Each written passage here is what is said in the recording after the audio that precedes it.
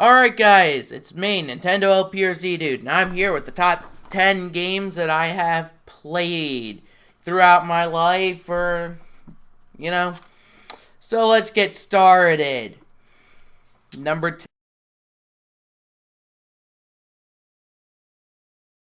10 is Pokemon Colosseum for the Nintendo GameCube. You may be wondering, Pokemon Colosseum for the GameCube? Well, it made my top 10 list at the very bottom. I guess you could say this is my first top 10, so I'm not really sure what I'm saying here. But I decided to give a top 10 a try, so number 10 is Pokemon Colosseum. It's a good game in my opinion. You walk around a region, or not really walk around it, you hop on a bike to go from town to town, and you have no control over where you go, like how you get there, whether you want to walk or run. No, you have to ride this huge, beautiful bike that I think it looks really badass. Excuse language, but as this is a top 10, may use some strong language here and there. I'll try to refrain from using like the F-bomb or damn it. I'll probably use dang nabbit instead of damn it, so I'll try to keep it as clean as possible. So yeah, and the main premise behind Pokemon Colosseum is you go around catching shadow Pokemon that, Pokemon that had the doors to their hearts closed by the evil Team Snag'em or Team Cypher. And yeah. Number 9 is Pokemon Channel. I chose this one and put it above Pokemon Colosseum for a few main reasons. It's entertaining for a short period, but being as I've never had cable in my bedroom, after I got my hands on this game, it sort of made me feel like I did, in a way. But it also made me feel like I was connected to the Pokemon world. So I really enjoy playing Pokemon Channel, because I've had to find, like, interesting, ingenious ways of doing stuff to help me fall asleep. Like, I want to watch TV, but if I do that, I'll have to sleep in a different room because walking around would end up making me work out or, use energy, and I would end up waking up or something, and therefore I would not get to sleep. Number 8 is Super Mario Sunshine. You probably were thinking, 2 Pokemon games in a row, this is going to be a Pokemon top 10. Nope. Super Mario Sunshine made my number 8 for a few main reasons. One, out of pure missing of time. Like, I never had enough time to beat the game. I mean, I've seen people do it, so I know how to do it, but really never had the time because, yeah.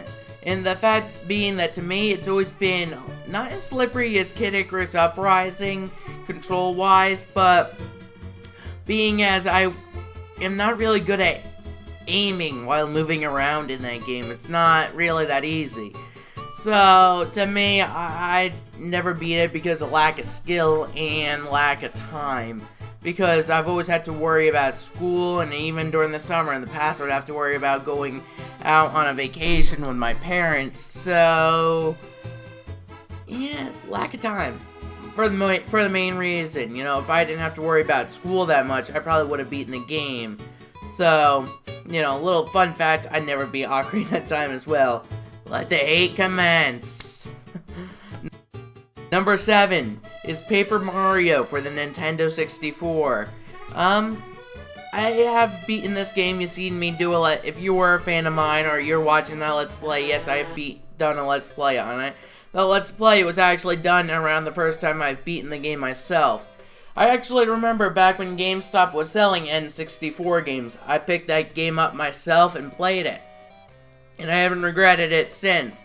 The last owner was up to the final Bowser battle, so I kept trying my best to beat him, and thus, I started learning more and more about the Paper Mario series.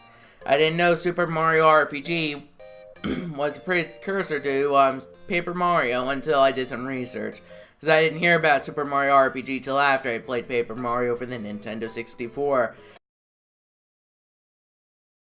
And above Paper Mario is The Legend of Zelda: The Wind Waker, placing at number 6.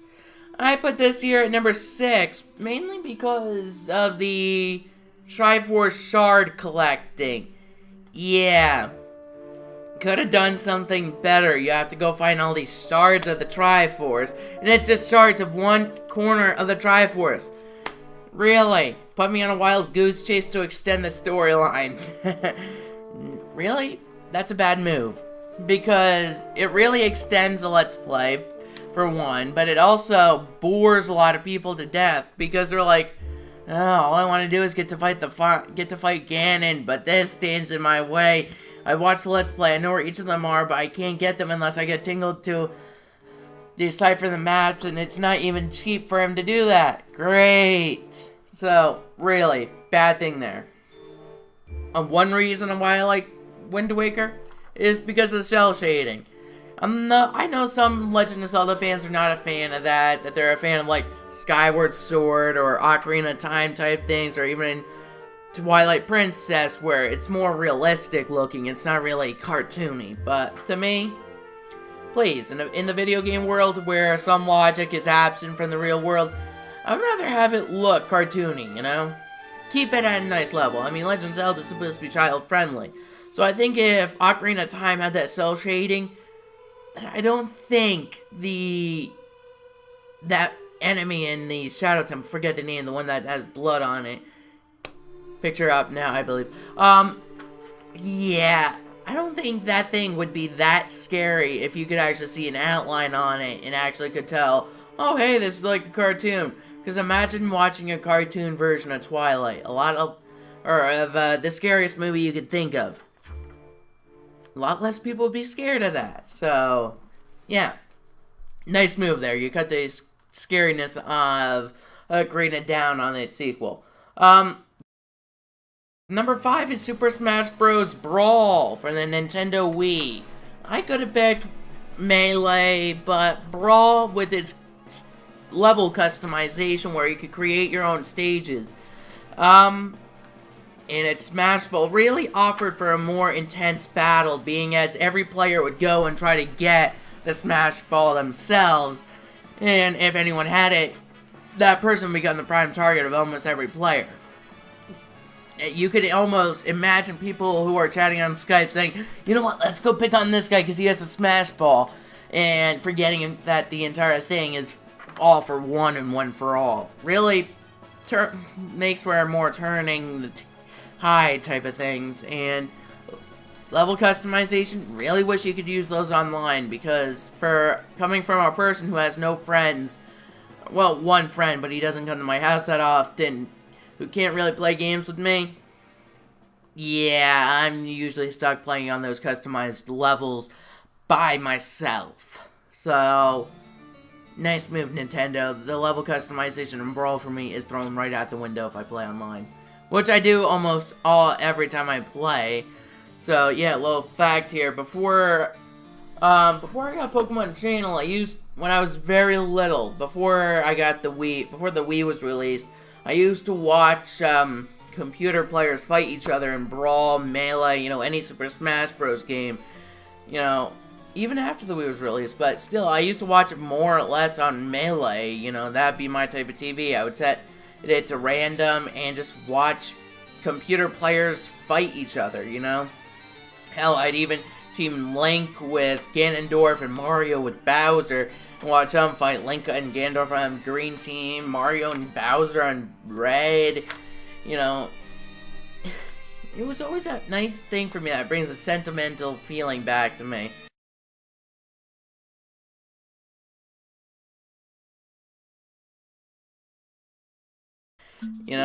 Number 4 is Yoshi's Story. How could one not put this on the top 10 list? Yoshi's Story is one of the best games I've ever played. With its cheerful attitude, dark atmosphere throughout the game, being as you're trying to stop someone. At least I believe. But regardless, it's a nice game. It really makes you understand the Yoshis a bit more.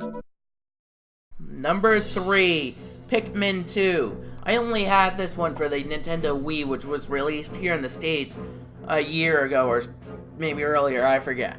But I think Pikmin 2 is a really good game. I've never beaten it. Never beat the first one. I mean, I'm still working on the second one. Don't get me wrong. I am trying to beat it. As I've said with Super Mario Sunshine, time restraints. Oh my god, I have too many time restraints. My family's trying to get me to do homework half the time. So if I work on Pikmin 2, it'll be a little difficult. Okay? So, don't get me wrong. I do want to beat that game, so I am trying to beat it. Same thing with Sunshine. So, you know, I am trying. So, you know, it is time restraints, but I do like Pikmin 2. Pikmin 1, for the most part, I couldn't beat due to the in-game time restraints, the, like, day limit. I mean, I'm trying to get One Piece. The day ends, so I'm potentially screwed, you know? I try to get a piece a day, but then 5 days pass in-game, and I still haven't gotten a new piece, and I know where it is, I'm just having trouble getting it. So, not really good if you're doing it blind. Let me just put it that way. Number 2 on my top 10 list is Animal Crossing for the Nintendo GameCube, or as some people call it, Animal Crossing Population Growing. Don't comment saying Population Growing is not the title. I'm only saying that because some people call it the title. So that way people know what I'm talking about, okay? What do I have to do all the time? Hold up a picture of the case for people to know it's the GameCube? Because everyone's called Animal Crossing. Animal Crossing City Folk. So if I just say Animal Crossing, it becomes a vague term. So, don't get me wrong, okay? Don't yell at me. Just putting in. The reason why it's at number 2, not 1, because it's a nice, cute game, but while I play it these days, I can only feel it going higher and higher, lower and lower and lower on the list, mainly because I wait for New Leaf. Nintendo, that's the first 3DS game in Japan to sell 2 million copies. What's making you not release it outside of Japan already? Come on. Just get with the program, slap Reggie on the face, or that president of Nintendo Europe, slap them both on the face, I don't know. Put shock collars on them to enforce them to work on it a bit more. I don't know. Just get it here. I don't care what you have to do. Shoot somebody, murder the president, do whatever you want, just get it here. Alright? And number 1, is it a 3DS game? The first 3DS game on the list, I believe, is Mario Kart 7. Yeah, I picked this above some of the other 3DS games, mainly Dead or Alive Dimension, Super Street Fighter, Ocarina of Time for the 3DS. Mainly because Mario Kart 7, being as it's the first Mario Kart game to go outside the norms. I'm not talking about Mario Kart Double Dash either. That one just has one added thing. Mario Kart 7 has a lot more added. You could still do the tricks from the Wii, but you could customize your car for more personalization on your character. You don't just use your Mii for just to say it's me. Your car could also scream you. The flight and the underwater parts of the tracks are also awesome because it gives you more feel that you're playing the game on a more unique level. I don't just feel like it's like Mario Kart Wii on the 3DS. No, I feel like it's a brand new Mario Kart game made for the 3DS. And, yeah. So, that was my top 10 list. Tell me in the comments what you think, what you enjoyed, and how do you think I could do this even better, you know? Because this is my top 10. If you think I should do these a little more often, this is a New Year's special, so, you know, tell me if this should be my New Year's resolution to do this whenever I have a break from school, because that'll be like the only time I can work on these. So, you know, tell me if I should. If I shouldn't, then I won't. This will be the only one up. But if I should, I'll endeavor to get one up to you a little more often. So guys, please keep in mind that this was my first one, so keep the hate comments on them as minimum as you can, because I'm not as experienced as doing these as I am with Let's Plays. Okay, it's like telling a person who's never done a review to do a 5-star review. Not really possible. So I can't really do a 5-star countdown at this point. So please, keep it simple, keep it nice, and I'll see you guys next time. This has been Nintendo OP or Z-Dude. And, I am out. Hope you guys enjoyed, and bye-bye.